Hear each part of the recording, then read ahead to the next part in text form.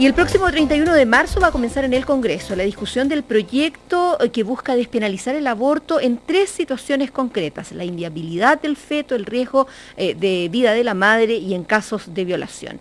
En la Comisión de Salud de la Cámara de Diputados se van a llevar a cabo las primeras discusiones de esta iniciativa, que divide opiniones en todos los sectores. Bajo este contexto, el Colegio Médico dio a conocer a fines de la semana pasada un sondeo que arrojó que un 56% de los médicos que votaron está de acuerdo totalmente con este proyecto que impulsa el gobierno. Vamos a conversar sobre aborto con el presidente del gremio, el doctor Enrique París. ¿Cómo está, doctor París? Bien, gracias por Verónica. acompañarnos. Buenas tardes. Gracias por invitarme. Buenas tardes. Estábamos sacando cuentas, doctor, antes de ir al aire, y me decía usted que son unos 25.000 médicos a nivel nacional, que hay 22.000 que están en el colegio médico, y que de estos 6.700 y algo, 6.731, participaron de esta encuesta que se hizo entre enero y febrero. Esto es un número bien similar, me decía usted, al número de médicos que votó en la última elección del colegio. Así es, Verónica. Por lo tanto, es relevante. Para nosotros es una cifra relevante, en circunstancias que esto es un sondeo voluntario, y se asemeja a la participación también de los votantes en Chile cuando se hacen las elecciones en forma voluntaria. Aquí hay un 30%, un poquito más, de los médicos inscritos en el colegio médico, no de todos los médicos de Chile, los inscritos en el colegio médico que votaron o participaron en este sondeo de opinión. Y de estos, decíamos, el 56% se mostró de acuerdo de legislar sobre aborto en las 3 situaciones que está proponiendo el gobierno. Hay un 20% que se opone a debatir estas 3 causales, y el 80% dice que está de acuerdo en avanzar en alguno de los 3 aspectos. Me imagino que el más complejo, el que provoca más reticencia ahí, es el de la violación, Así doctor es. París. El tema de la violación, y lo hemos dicho en otras entrevistas, en mi opinión también es el que produce más controversia, y el que produce, o que debe ser debatido con más calma y con más tranquilidad, y ojalá escuchando todas las opiniones. Hoy día en un diario de circulación nacional sale una opinión del cardenal Errázuriz sobre este tema, y creo que eso hay que tomarlo en cuenta. Y yo quisiera también... Hay que tomarlo en cuenta porque representa un mundo importante, el mundo católico, que en Chile todavía siendo mayoritario, dice usted. Yo creo que representa una forma de pensamiento que hay que tomar en cuenta, en el sentido de que los legisladores, obviamente, para tratar de sacar una ley lo más perfecta posible, no hay nada perfecto, deben escuchar a todas las opiniones. Yo creo que ahí Juan Luis Castro, el presidente de la Comisión de Salud de la Cámara de Diputados, ha tenido una apertura a escuchar y a recibir a montones de organizaciones, y creo que esa es la línea correcta. ¿Por qué yo saco a colación esto? Porque el sondeo de opinión del Colegio Médico también no es para imponer una posición ni para decir que esto se hace mediante una votación, sino que se pregunta la opinión para que esa opinión sirva a los legisladores. Es lo que ha dicho también la Organización Médica Mundial. Los colegios profesionales, en este caso de los médicos, no están llamados a legislar. Los que están llamados a legislar son los parlamentarios, obviamente, pero ellos tienen que tomar en cuenta la opinión de la población. Y en este caso, como usted decía, 56% apoya las 3 causales, y el 80% apoya por lo menos una de las 3 causales. Doctor y la París, más controvertida es la violación. ¿cuál es su postura personal respecto de este proyecto? Yo no digo que esa es la que vaya a llevar usted finalmente a las discusiones en el Congreso. Me imagino que va a llevar la representación precisamente de esta consulta. Pero ¿cuál es su postura personal? De hecho, yo me voy a hacer acompañar por la presidenta del Departamento de Ética. Bueno, yo lo he declarado ya en otras entrevistas, en diarios, en televisión también. Desde mi punto de vista, habiendo escuchado a las organizaciones femeninas, sobre todo a miles, creo que hay que respetar la opinión de la mujer. 2 cosas. Este proyecto es la despenalización o la interrupción voluntaria del embarazo, no es obligatoria. Claro, aquí a nadie se le va a obligar. A nadie se le puede obligar ni se le va a obligar. En segundo lugar, yo creo que hay que escuchar a la mujer. O sea, la mujer puede seguir con el embarazo aunque ponga en peligro su vida, puede seguir con el embarazo aunque el niño sea inviable, y también podría seguir con el embarazo aunque haya sido violada. Pero cuando yo escucho a las mujeres reclamar, sobre todo por ese último punto, una mujer violada, transgredida en su libertad, abusada, obviamente que tiene el derecho a decidir también, Verónica. Y yo en ese caso apoyo la opinión de las mujeres que decidan interrumpir el embarazo. ¿Por qué es más sensible el punto de la violación? Porque probablemente es un niño sano. En los otros dos casos hay peligro en la vida de la madre, o es un niño que está mal implantado, o hay un niño que no va a vivir apenas nazca. Entonces, el tema de la violación para mí es bastante terrible discutirlo y doloroso, pero yo entiendo que ellas no están en contra de la vida, como también se les ha querido estigmatizar. Aquí no hay gente a favor de la vida o a favor de la muerte, no, ellas también están a favor de la vida, pero ellas quieren tener una vida digna y recordar que además está la píldora del día después. En ese caso debería usarse de inmediato la píldora del día después. Pero también fue muy atacado por los mismos. El tema más complejo con la píldora del día después es cuando cuando el abuso o la violación se comete al interior de las familias y con niñas menores de edad, que es lo que dicen los sectores más progresistas. Las niñas no denuncian al padre, al hermano, al hermanastro, al abuelo, y por lo tanto el embarazo sigue adelante. Así es. Yo creo que en ese caso esto tiene que ir acompañado por un programa de educación. Tiene que participar acá el Ministerio de Educación, el Ministerio de Salud, el Servicio Nacional de la Mujer o el Ministerio de la Mujer ahora, justamente para educar a las niñas, para educar desde el colegio. Es que aquí ha habido también una especie de cerrazón en el sentido de que se opusieron a la píldora el día después, se opusieron a los métodos anticonceptivos, a pesar de que en el gobierno de Eduardo Frei Montalva ya estaba eso activo.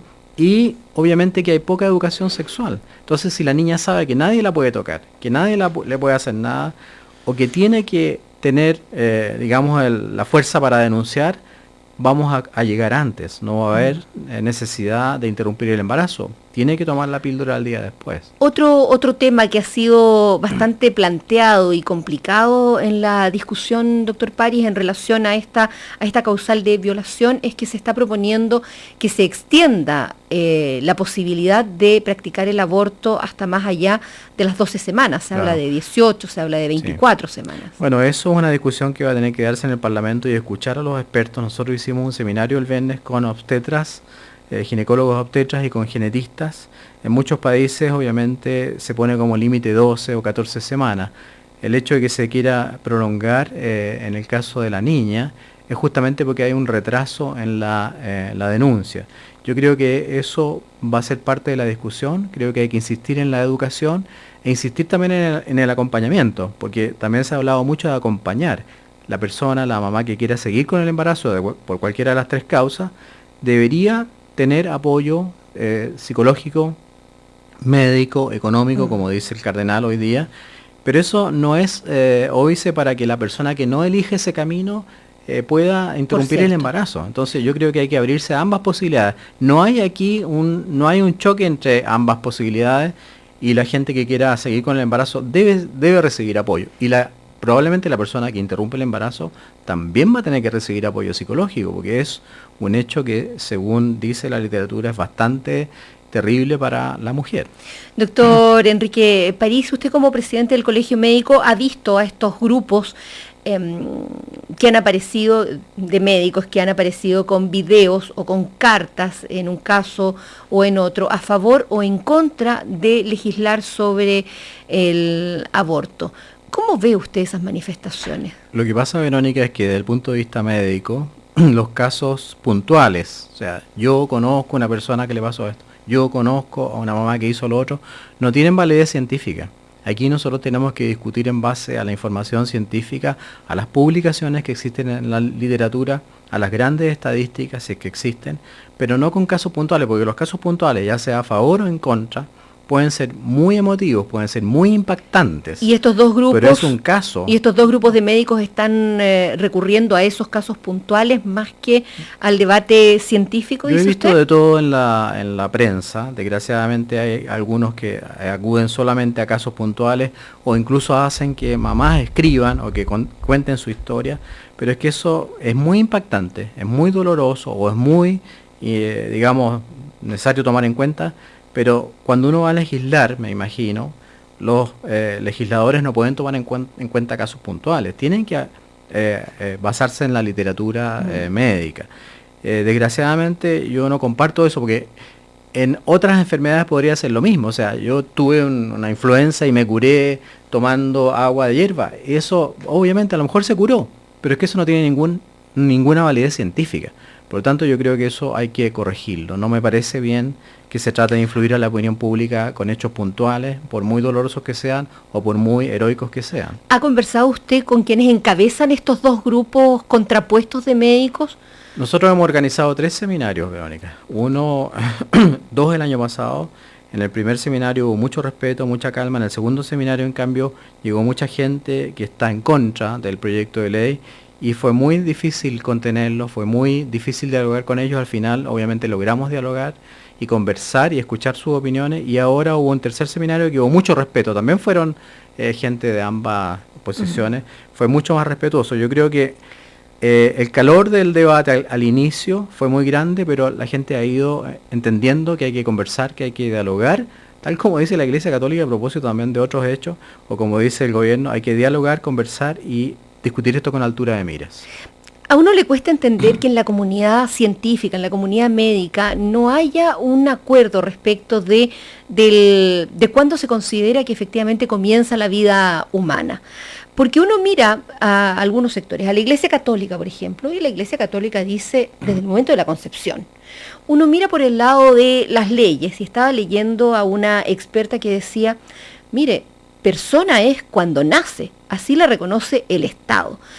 Pero a nivel científico, uno encuentra desde el momento de la concepción hasta que nace. Así es.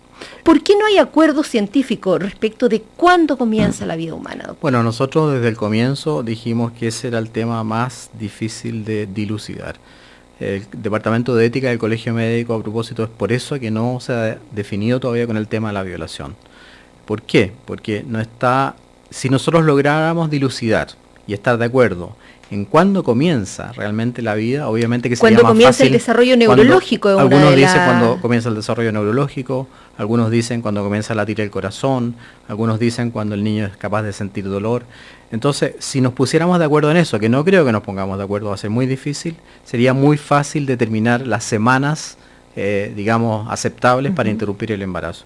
Pero yo creo que esa discusión, y lo dicho don Julio Montt, que fue presidente del Departamento de Ética del Colegio Médico, es ministro de Salud, que ese es el punto clave, el que usted ha tocado. Entonces, ahí creo que va a haber que escuchar a los especialistas y buscar argumentos que puedan, digamos, aclarar esta situación. Finalmente, la opinión de los médicos tiene que ver con su formación inicial, me imagino, en su casa, pero también y profundamente con la formación que tienen en la universidad. Es distinto el pensamiento de un médico de la Universidad Católica o de la Universidad de los Andes, vinculada al Opus Dei, digamos, que el pensamiento de un médico de la Universidad de Chile o de la Universidad de Concepción. En todas las universidades a los alumnos de medicina se les enseña lo mismo desde el punto de vista de la anticoncepción o de la concepción. Lo mismo. O sea, los médicos que estudian en la Católica o que estudian en la Universidad de los Andes deben recibir información sobre los métodos anticonceptivos. Eso es parte del currículum. Ahora, que ellos lo apliquen o no, o cómo lo apliquen, eso depende obviamente de las convicciones de cada uno. En la Universidad Católica, donde yo estudié y donde trabajo todavía, se aceptan alumnos de todas las tendencias y de todas las inquietudes filosóficas, religiosas y morales. Y al momento de hablar de interrupción del embarazo, ¿qué se dice en la Universidad Católica? En el momento de hablar de la interrupción del embarazo, obviamente que se sigue la doctrina de la Universidad Católica, de la Iglesia Católica, y el rector lo ha dicho, ellos están en contra de la interrupción del embarazo. Pero yo creo que eso tiene una solución. Si todos los médicos que trabajan ahí están en contra, o sea, todos hacen objeción de conciencia personal, bueno, habrá que hacer un convenio con alguna institución donde sí se pueda practicar, o habrá que contratar, como se ha hecho en Italia, a un médico o varios médicos que hagan turno para que traten a esa paciente. Ahora, nunca va a ser, digamos, nunca se va a dejar una paciente de atender cuando llegue en una situación de emergencia, nunca, en ninguna universidad, aunque sea católica. Yo creo que eso el rector lo ha dicho, se le va a dar la primera atención de urgencia sin lugar a dudas, pero después si es que hay que hacer algún procedimiento habrá que derivarla. Nunca se va a dejar abandonada tampoco a esa paciente. A nivel de los abogados del Colegio Médico, doctor París, ¿le han hecho algún alcance respecto del proyecto en sí, si es un proyecto de despenalización o es un proyecto de legalización del aborto? Porque hay abogados constitucionalistas incluso que sienten que este proyecto está cruzando un límite que no es exclusivamente de despenalización y que al ser de legalización es que dice que se va a propender y que se va a propender todos los recursos necesarios para cubrir las necesidades, porque si no, efectivamente no tendría sentido. La gente que puede pagarlo lo haría y la gente que no puede pagarlo, igual que hoy, no lo haría. Desde ese punto de vista. Bueno, nuestro equipo jurídico, uno de los abogados trabaja es miembro también del Departamento de Ética, entre paréntesis, Adelio Miseroni. Nosotros pensamos como colegio médico que obviamente estas prestaciones tienen que estar cubiertas, o sea, debe incluirse esta prestación en FONASA y por lo tanto las ISAPRES también la van a colocar en sus prestaciones, en sus pagos, y algunas ISAPRES ya han dicho que sí. Por lo tanto, esto, si es que la ley se aprueba, debe ser cubierto económicamente también para el sistema público y para el sistema privado de salud, sin lugar a dudas. Ahora, obviamente que para que los protocolos se hagan en forma correcta y estricta, va a haber que respetar estas tres causales, porque también yo he escuchado que esto abre la puerta a otro tipo de interrupciones. Yo creo que no es así. Específicamente la de violación. Yo creo que no es así, claro. No exigir la denuncia. Bueno, yo creo que ahí van a tener que ponerse de acuerdo los legisladores. Ellos le dan mucho poder al médico para que certifique realmente la violación. La violación se puede certificar cuando es cercana. Uno no puede certificar una violación después de 2 o 3 meses. Por lo tanto, tiene que ahí haber un reglamento que aclare todas estas dudas. Para eso son los reglamentos de las leyes y obviamente que ahí van a haber muchas contribuciones positivas, me imagino yo. Doctor Enrique París, presidente del Colegio Médico, le agradecemos muchísimo que haya venido a conversar con nosotros de este tema que es complejo y que va a seguir dando, por supuesto, así es que vamos a volver a conversar con usted. Muchas gracias, Verónica, gracias a Radio Cooperativa.